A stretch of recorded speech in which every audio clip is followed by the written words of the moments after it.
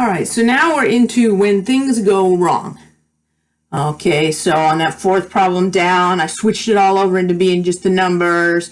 Then I put the numbers in my calculator, and then I rref'd it, and I got that.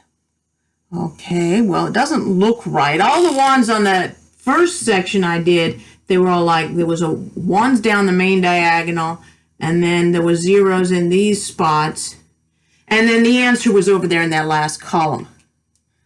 Okay, well, this isn't what I got here. I got a -7 there. I wasn't supposed to get that, and a -5 there, which really says that 1 of the x's and -7 of the z's equals 0. Well, I mean, that could be a thing, I guess. The main problem is this last line. 0 of the x's and 0 of the y's and 0 of the z's equals 1. 0 plus 0 plus 0 equals 1. That's not even true. 0 equals 1. Okay, and this is where something has gone wrong here. When you get all zeros except for a 1 in that last spot, then that's no solution.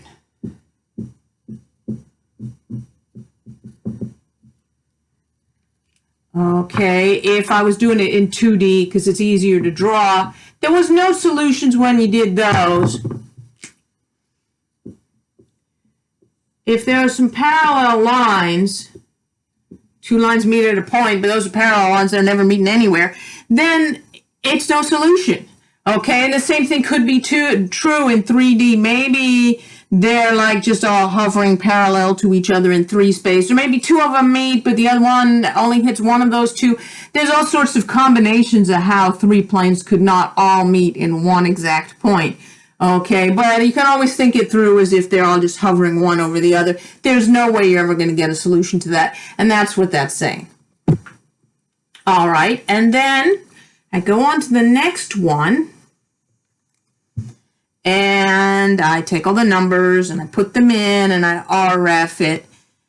And again, I got weird stuff here in those 2 spots.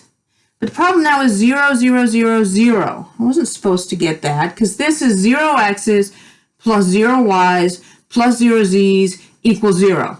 Well, at least it's not a false statement. 0 is equal to 0. But it doesn't really give me an answer because I'll never ever know what z is. It never tells me anything about what z is.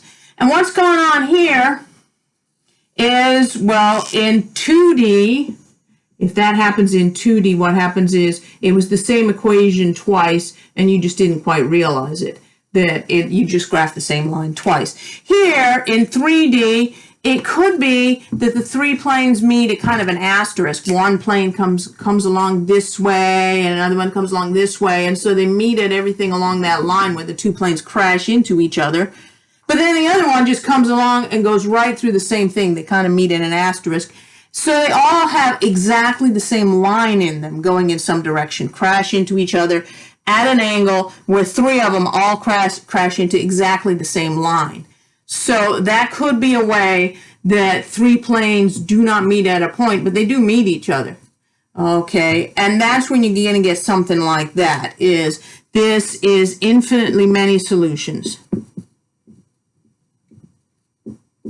And the reason why is because they meet each other at a line, not a point.